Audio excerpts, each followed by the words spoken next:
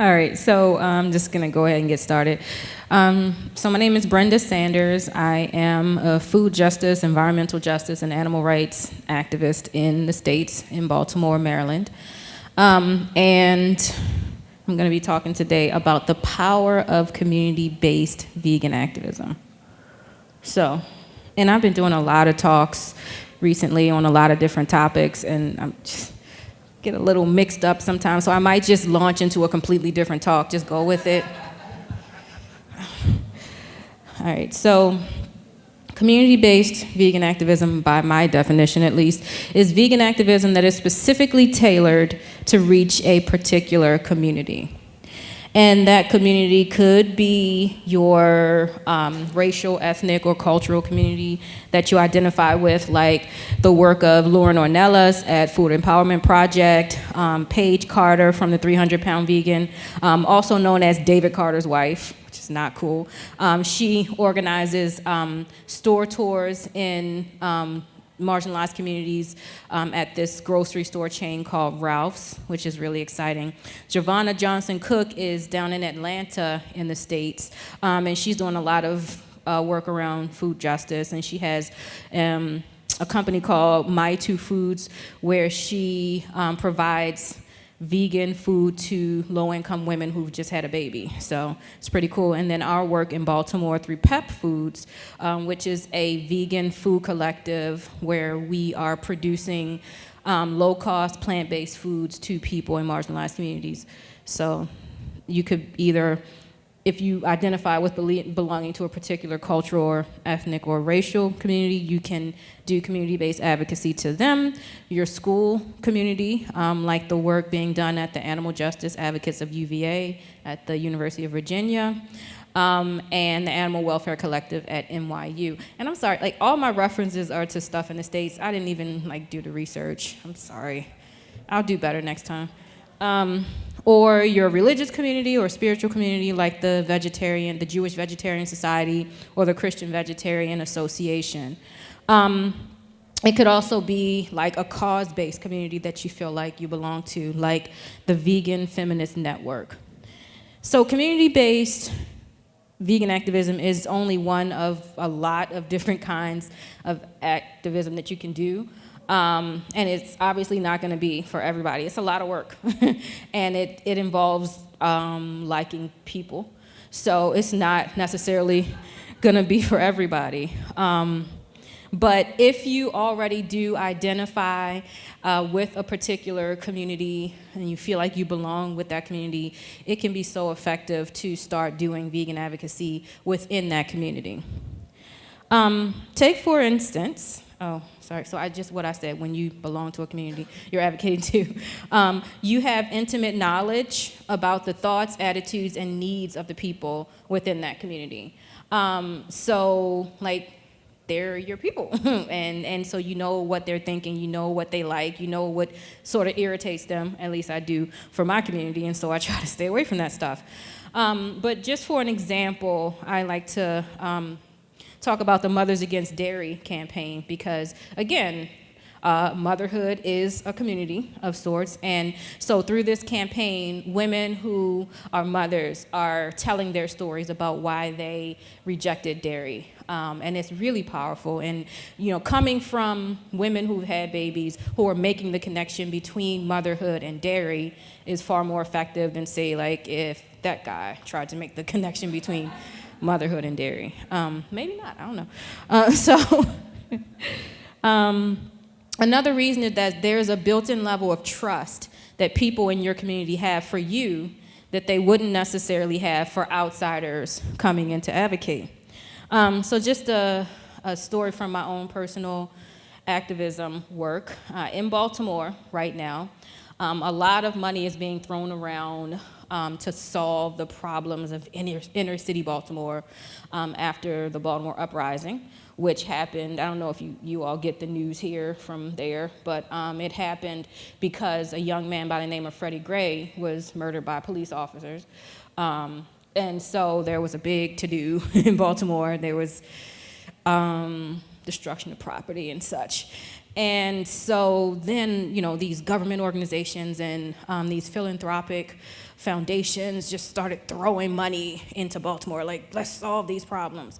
But the problem with that is that the people who, and the organizations who these foundations and government agencies decided to give the money to never really looked like the people in the communities that they were supposed to be coming in and whose problems they were supposed to be solving. And so you ended up with organizations like Tree Baltimore getting an enormous amount of funding. This is like an all-white community-based organization that like goes into marginalized communities and plants trees. And that was supposed to solve the problems of inner city Baltimore. What it actually did was cause a lot of conflict, because the folks in these communities who are suffering from extreme economic marginalization, they know what their problems are. They know why these problems exist. And they know when somebody who has absolutely no connection to their community, no frame of reference as to what the problems even are coming in, first of all, getting major funding to come in to apparently solve their tree problem. So, and I'm not saying that trees aren't wonderful and that it's great to have trees, but that's probably not gonna, unless money did grow on trees. And then those trees would solve all the problems of the folks. And the third reason is that you're building bonds and relationships that will help people feel supported and therefore be more likely that they'll maintain the vegan lifestyle. So an example of this in our work in Baltimore would be our vegan living program. The vegan living program is a session of 6 weeks of classes where we basically take people through the hows and whys and do's and don'ts and kind of the vegan lifestyle. And so we go through things like nutrition and diet and cooking. We talk about the ethics of, I do a lecture on the ethics of veganism. And then we do a session on the environmental impact. We also take the people who participate in the program to an animal sanctuary. And so, by the end of the 6-week session, people have had the time and the space to really absorb the information, to implement it into their everyday lives, to build connections with the other people, because it's a pledge-based program. So folks pledge to go vegan. We team them up with a vegan coach, somebody who's been vegan for at least a year. And so what we've discovered is that the folks who go through the program, they're building these relationships and bonds that are lasting far beyond the duration of the program. So one thing that I thought was interesting, these two young ladies here, that's a coach pledge team that we sort of teamed them up beforehand based on a series of questions like, what are you into, what do you like, what's your family situation, and then we, to the best of our ability, team up people who are compatible with each other. And by the end of the program, they were best friends. And they're still like best friends to this day. So it's about building a community of support and, and making sure that people have the resources and like everything that they need to continue with the lifestyle. Because one of the things, I don't know about everybody else, but for me, I talk to people all the time who I have named used to be vegans. I don't know if you meet these people, but they want to come up to you and tell you about how they used to be vegan, but this happened and that happened, but for the most part, it comes down to I didn't have the support that I needed. My family was making fun of me, my coworkers shunned me, I couldn't go out with my friends anymore, that kind of thing. And so one of the problems we wanted to solve in the movement building in Baltimore was to create sort of an alternate community or alternative community for people who would not have that support otherwise. So what does community-based vegan activism look like? I can tell you right now, it usually involves food. Like, it just does. I mean, food is just one of those things that brings people together. And so most of the campaigns and stuff, even if it's like a leafleting campaign, bring some cookies or something, to just, because people really, really connect with each other through food. And so I just want to give some examples from our activism work in Baltimore and some of the other people who are friends of mine who are doing this work, of what community-based vegan activism look like. So, dinners and food tastings. If you're already plugged into a particular community, a vegan dinner, food tasting, potluck, whatever, can be a great way of engaging people and satisfying their curiosity about vegan food, because anybody who's heard about veganism, they're immediately interested in, like, what is the food like? Food that doesn't, include any animal ingredients, what could that possibly be like? And so doing dinners and food tastings and that kind of thing, like in the States, we have a group that are doing like a multi-state tour called the Baltimore Hip Hop Green Dinner.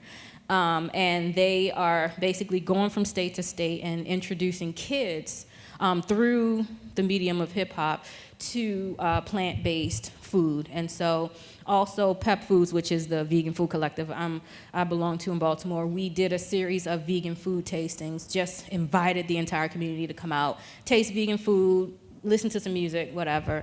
And so that is a really great way to engage people, first of all, about what the food is like, but then, once you have them there, you can also give out information about the other aspects of the vegan lifestyle, which can be really effective. But I can't stress enough that if you're gonna be exposing people to vegan food for the first time, make sure it tastes good. And I know I shouldn't have to, okay, so there are a lot of like AR activists who, like, this kind of thing really gets under their skin. They're like, veganism is not a diet, it's not about the food, it's not about the diet, and true. But think about this. To say that people should not be concerned about the food aspect of the vegan lifestyle is a pretty privileged position. Because for a lot of people, food is very, very important to them. And, if you've been fortunate enough to never have been food insecure, to never have had to go without food, great, that's awesome for you. I am not one of those people. I grew up food insecure. Sometimes we did not have food for several days in a row. I know what actual hunger feels like. Like, not that I haven't eaten in 3 hours, oh my God, I'm so hungry, but like, I haven't eaten in a couple days. And so for people who have experienced food insecurity, food never stops being important to you. I mean, I'm not food insecure at the moment, and I still feel really stressed and really tense about food and whether or not I'll have food. And I'm always thinking about, like, what's the next thing that I'm gonna be able to eat, because that's not really something that goes away. And so when you're dealing with marginalized communities, and especially like people who their lives are just a day-to-day struggle of just trying to stay above water and very stressful, sometimes food is literally the only joy that they have in their lives. And so when you're introducing them to food that is completely different from everything that they know, everything that they enjoy, everything that they love, having a bad experience, like having some bad vegan food, could be the difference between them being open to the rest of the message and just being like, ooh, no, I can't, that's, mm-mm. And I've seen it. I've seen vegan potlucks go awry. I've seen, like, people who are like, and we only eat food that is completely 100% plant-based, like whole foods, plant-based, no salt, no sugar, no oil, no. And then people are like, this is nasty, like, and so it's important to give people a positive first experience if you're gonna go the route of food, and that's how I feel about that. Festivals and conferences. Vegan festivals like the conference that I just took part in a week ago out in California, which is why I'm wearing my California shoes, and it's really cold because I didn't even get a chance to go back. I just But this was a really, really powerful conference. It was a bunch of, vegan activists of color taking the stage, talking to people about, veganism and animal rights through the lens that we see the world through, which was so important, and it was so great to have these other perspectives, as well as festivals like the Vallejo Healthy Food Festival in Vallejo, California, that was put on by Food Empowerment Project, and then Vegan Soulfest, which is my baby. We have a very specific community that we are doing outreach to. We've been very successful with it. This was our third year. The first year, my co-organizer, Naja Wright, who is the co-owner of a vegan restaurant in Baltimore, we got together and decided, we wanted to do something. We're both doers. And so we saw that there was this huge issue in our community, and we thought, well, what can we do? How can we be a part of the solution? One of us had the idea to do a festival. We argue about which one of it was me, but she thinks it was her. But anyway, so we decided we would do a festival. And we were hoping, because it's Baltimore City, and it's like one of the most economically depressed cities, in the States. And, and we were hoping that like 200 or 300 people would come out. We booked a venue that could probably hold about that much. And then like 1,200 people came out on the first year, which was absolutely amazing. It was packed, it was exciting, we got news coverage. The second year we had 3,500 people come out. This year we had 6,500 people come out. So it's just been growing, and it's been growing in a city where most people would say, like, that's not gonna catch on. And it has been. And the biggest reason for that is that people whose lives are hard, they don't want their lives to be hard. Like, if you can give them some kind of solution to their health problems, to their environmental problems, to, whatever, they will be open to receiving that information. And so people always ask me, how is it that that you guys are able to have all this success in Baltimore? And I mean, obviously the reason is that I'm so awesome, but I can't say that because then I sound conceited. So what I say is that people are ready for a change. And so we're providing, that option for them to change. And it's been very, very successful. Vegan festivals and conferences give people an opportunity to get immersed in veganism. It's all plant-based foods. You got speakers, you got, sometimes recording artists, and, all kinds of activities and stuff. And so I've literally seen people, just buzzing when they're leaving a conference or leaving a festival, and like, yeah, I can do this. So it gives people the motivation and encouragement that they need to embark on this lifestyle. Online targeted campaigns. So I personally am not doing an online campaign right now, but I will be soon, because they're really important. Like, everybody is online. There's so much activism happening in social media and just, in the internet world in general. And it can be really effective because you can reach so many people all at one time with a particular campaign. One of the ones that I'd love to point to right now, because I'm very excited about it, is Black Vegans Rock. Yay! Black Vegans Rock was started by AFCO, who is a Black feminist vegan blogger, and she's really smart and really amazing, and I really wish she was here. But she started this platform because there was so little representation of Black people within the animal rights movement, and so she saw that as a problem. Because, and especially for me in my work, if I say to folks, okay, you went through my program, now you care about all these issues, now plug in, and they like try to go online to plug in somewhere, and all they see is white people after white people after white people. It's kind of like, is this really for me? I don't really know if I fit into this.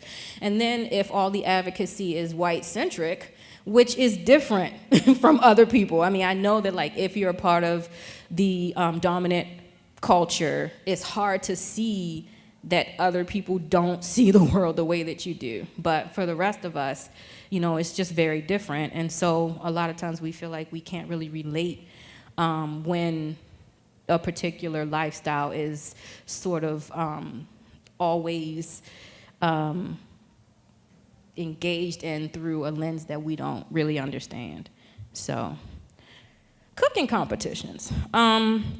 So vegan cooking competitions are another exciting way to introduce people to plant-based foods through a contest, which people love. People are very competitive. And they like to be able to participate in the outcome of the competition because they really believe that their vote counts, much like the rest of us in politics and whatnot. We believe that our vote counts. And so people get really excited.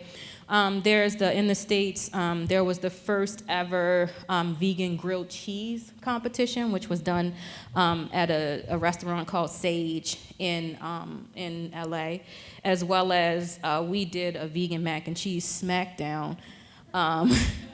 And that was just surprisingly successful. We were thinking maybe we would get 400 or 500 people to come out. We booked a venue that could hold about 550, and then 1,000 people showed up. And there were 3 blocks down the street, and it was amazing because the vegan community came out in force, but also because we did it at a venue that was in the hood. It was called the Urban Business Center. The people from the neighborhood would just come out, look at the line, and just go stand in line. I don't know what it is. It must be good, And so there were so many people who got exposed to the vegan lifestyle that had never even heard of veganism, and they got to taste all this. We had 30 contestants who were sampling out some of the most delicious vegan mac and cheese. We had all these vegan caterers and restaurant owners and just people who really, really love vegan mac and cheese. I hope that's not me. Okay. And so yeah, there were a few issues, mainly that it was a huge fire hazard because there were 1,000 people crammed in, But and some people were a little bit unhappy that they had to wait for their mac and cheese. But other than that, it was extremely successful. So many people got exposed to the vegan lifestyle. And I'll say, you get people to come out for the food, but then once you have them in the room, they're trapped. They can't get out. You can no, I'm kidding. But you can get information out to them about the other aspects. And so, a lot of times food is a way to kind of draw people in and then continue your advocacy from there. So this was actually these guys, through the vegan mac and cheese smackdown and all of the popularity that they got, because they won in one of our categories, they are now on their way to opening up their own vegan restaurant in Baltimore City. So it was also a great way for the chefs to get exposure around what they were trying to do as well. So vegan education programs. So so these give you a unique opportunity to sort of slowly transition people, into veganism. I love vegan education. It's not to say that I think that drive-by vegan activism doesn't have its place, but for me, I really enjoy connecting with people. I enjoy building community. I love their stories. I love people's stories about, how they became vegan, and especially when they attribute their veganism to our programs. We get that in writing so that we can get funding. So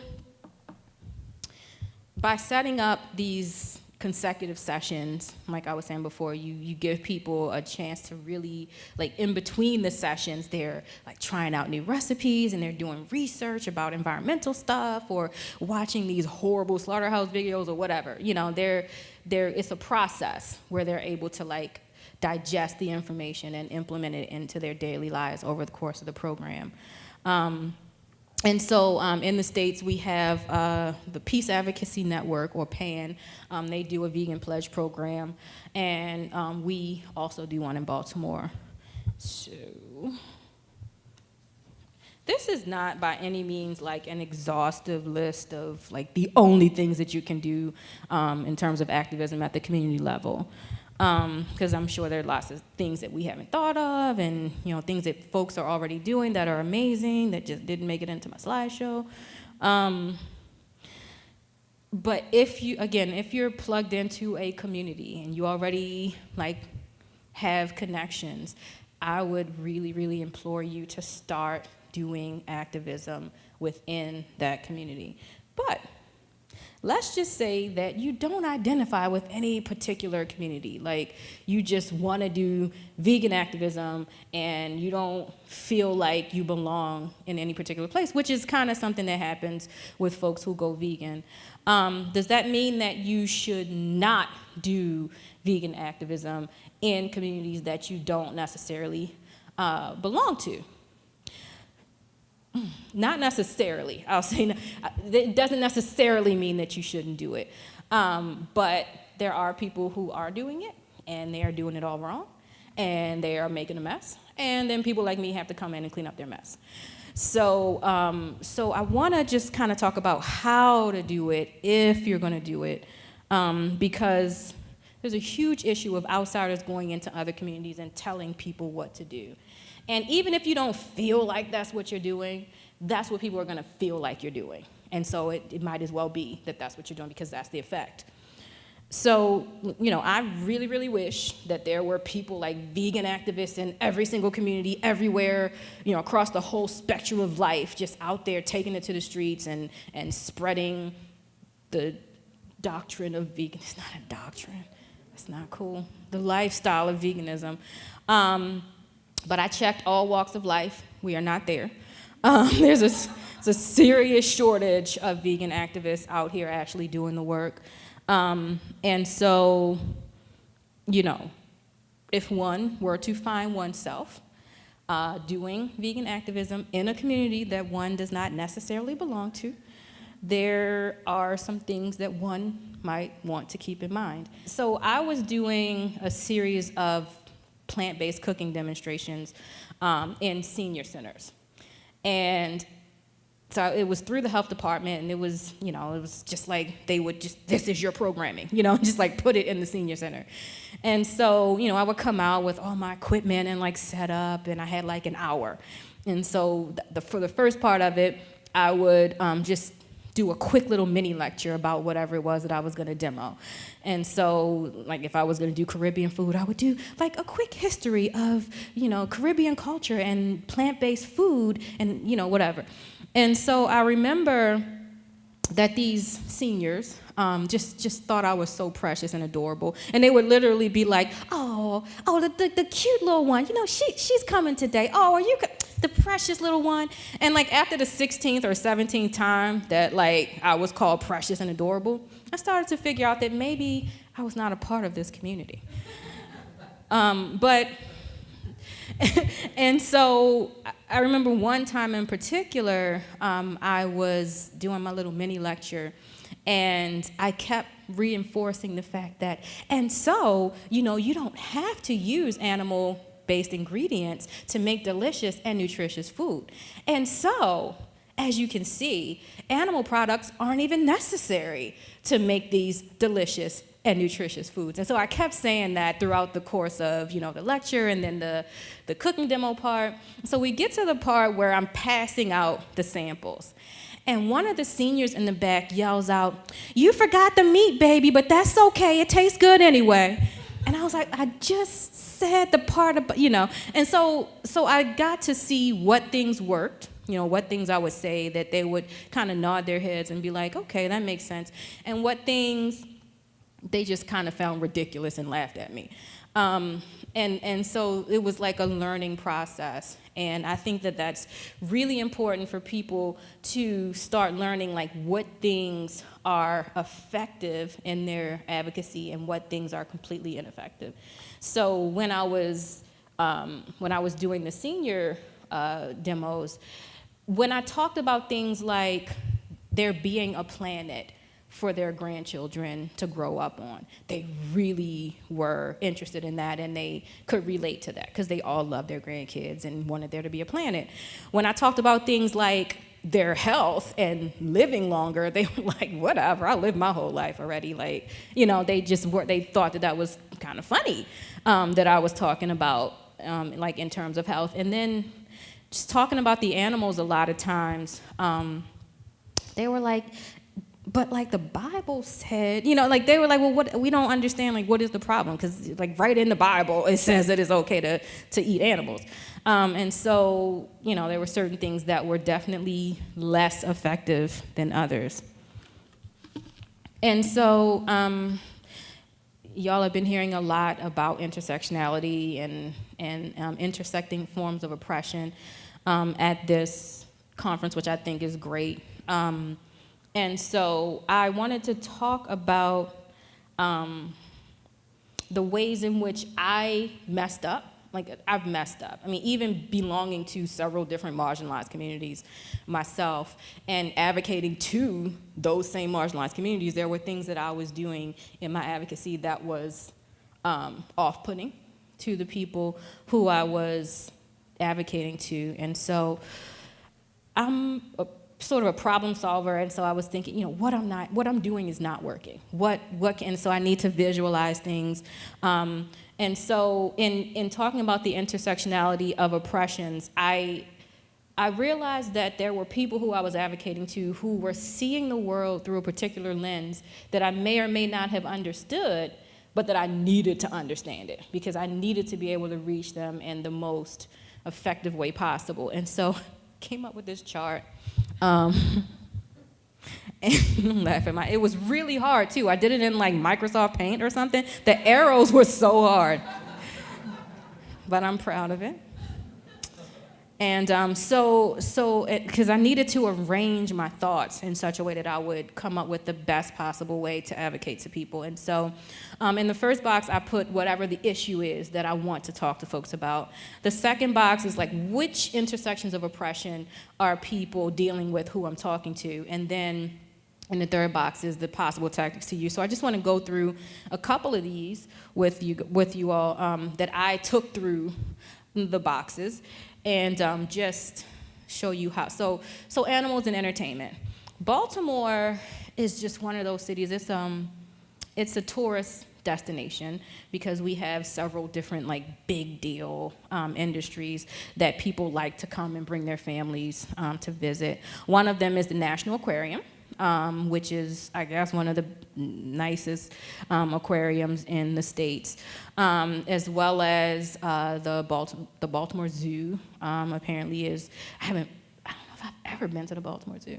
We couldn't afford the zoo when I was growing up, and then but anyway, it's like those are really big, and then there's also like these traveling things that come through Baltimore, like the circuses and the pro bull riders and other stuff. And so I wanted to open up these conversations with folks in marginalized communities about using animals in entertainment. But when I initially started talking to people, I was doing it all wrong, and people were getting upset with me and really rejecting what I was saying. And so I was trying to figure out, okay, what is it that I'm like, what am I not seeing? So the intersections of oppression that the communities that I advocate to are dealing with are racism and classism. And it's funny because I grew up being, negatively impacted by these same structural discriminatory systems, but I was still having a hard time figuring out, like, how do I talk to people in a way that doesn't offend them? Because I would just come in and say, the circus is wrong, don't do the circus. Not even remembering that when I was little, you know, like 1 or 2 times in my childhood, my mother actually had some money when the circus was coming through, and she was able to like take us to the circus, and it was a big deal, you know. And I actually have fond memories of the circus, which is super like conflicting with what I believe about the circus now. And it's like when I remember those times with like my sister and my mom and the smell of the cotton candy and, you know, all these things, it's like this is what people are dealing with. You're dealing with people. If you're dealing with people who are economically disadvantaged, then they may not see, you know, an opportunity to take their children to the circus in the same way that an animal rights activist would see, you know, taking your kids to the circus. And so what I came up with as different ways to talk to people was, you know, I could talk with people in marginalized communities in terms of captivity and loss of freedom. Because a lot of people, especially in poor Black communities where I do the majority of my work, they either personally have experience, or certainly family members and friends have experiences with the prison industrial complex and, you know, the loss of freedom that comes with that. Engage in conversations about food deprivation, because we know that in the entertainment industry, the animals are deprived of food during training. So basically, they're starved into being able to do these tricks correctly. You do the trick, you get the fish. You don't do the trick, you don't get the fish. And so the animals learn that if they just do what you tell them to do, if they just do what the trainer tells them to do, they get to eat.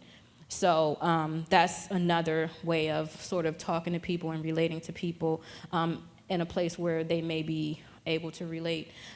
Physical abuse and devaluing of life. And I have here to be conscious of triggers, because for people, say like, who grew up being physically abused by their parents, talking about how animals are physically abused it could like bring up like negative feelings for them, and then they might just, as a way of not feeling those feelings, they could reject what you're saying, which I think a lot of times is what people do. You know, you're talking to people about something and suddenly they're like, nope, I don't want, no. And like, you don't necessarily understand that what's actually going on inside them is that they're hurting. And so we get really offended, like, oh, these people just don't care about animals, when in fact that was a defense mechanism because of the trauma that they experienced, you know, is coming back up, those feelings. And that psychological damage is rearing its head and making things really difficult for them. And then I always, when I'm doing advocacy and I'm saying to somebody, this is really messed up, you know, the zoo really messed up, circus, whatever, I try to also provide alternatives. So in Baltimore, we also have the Science Center, which is a great place for people to go and take their children. It's like culturally, you know, enriching and educational and blah, blah, blah. And if they're gonna save their money to go to the circus or the zoo anyway, they might as well just take their kids or their family to the Science Center instead. Or there are, you know, low-cost alternatives like the botanical gardens or the arboretum or the park or, you know, whatever. And so I try to give people other alternatives as well. Because what's the use in telling people what the problem is if you're not going to help them with the solution? I also had an opportunity to take dairy through this chart as well, and I was having a really hard time with it because I was offered an opportunity to go in and speak with some women who were part of this government assistance program called WIC, Women, Infants, and Children. And because I was running a farmer's market at the time. And so our farmer's market was connected with the WIC program so that the women would get the vouchers for produce, and then they could come to the farmer's market and they could get produce, but we would double their voucher if they got produce through the program. And it was supposed to really help with getting like real foods into low-income communities, but like the women just, they were like, okay, like what am I supposed to do with an eggplant? I don't know. And so they were trying to connect these women at the office with people coming in and sort of helping them to transition into eating more healthy. So the director of the program came to the farmer's market one day, and she and I were talking, and she mentioned, I mentioned that I do these cooking demos and I help people get healthier. And so she was like, oh, it would be a great idea if you came to our offices and you talked to the women about healthy eating. And I was like, okay, because the WIC program is very heavily skewed towards meat, dairy, and eggs. So there's this whole long list of all the things that the women can get with their vouchers for free through the program. And it's like all this meat and then like tofu. And all the, different kinds of dairy and then like soy milk, and it's like one option. And so I was like, okay, I don't know if you know what you're in for, but sure, I'll come talk to these women. And so, again, these women were black, low-income black women. They were at the intersection of classism, sexism, and racism. And so, a lot of them, in terms of sexism, a lot of them were, single parent households, so they had the burden of not only, being the sole caregiver, but also having to be the sole financial provider as well. And so there's all these, issues around time and money and whether or not they can even, get to a grocery store or to a farmer's market to get the food. And then what do you do with the food once you have it? But I really, I have sort of a vendetta against the dairy industry. I don't know, and I didn't even know, but then I was going back and looking at my talks, and every single talk, I would spend like 45 minutes on the dairy industry. So like I kind of figured out that I really have like a grudge. I mean, I'm against all animal exploitation, of course, but something about the dairy industry. And so I wanted to talk with them about dairy. And so, of course, as a person talking to black women and knowing how many health issues we have in our community around dairy, that's definitely something that I wanted to start out with. This whole concept of being lactose intolerant, it's a big deal in the black community.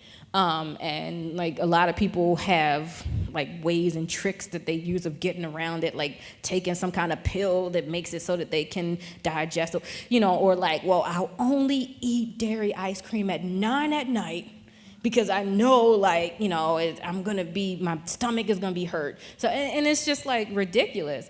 And so I was trying to, figure out how to talk with these women about the issues around dairy. And so I just went, I started with like and we have to do better with our children in terms of, the problems that we know that children have with the lactose intolerance or whatever. And then I just launched into like what the dairy industry is.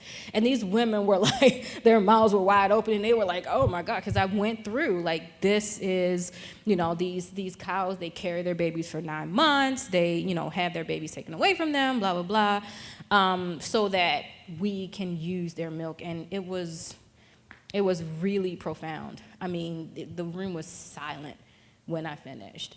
People were appalled, And the thing is, industry keeps all this stuff at such, a distance so that people don't even, when I talk to people and I say,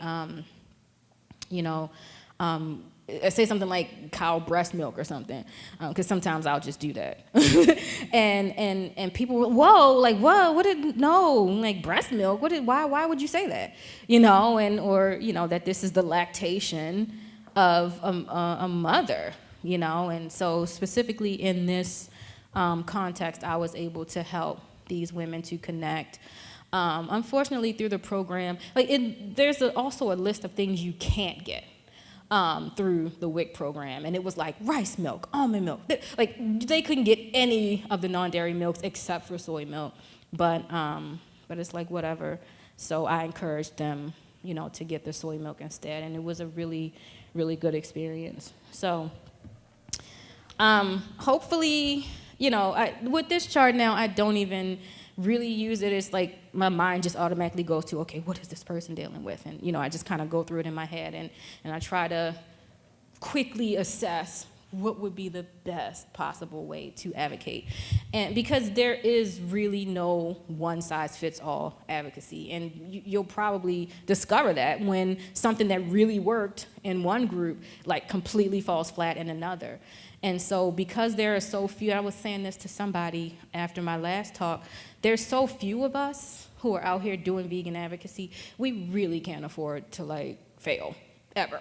You know, every single person who we talk to counts. Every single time we engage about, you know, the vegan lifestyle, it needs to really hit the mark. And so,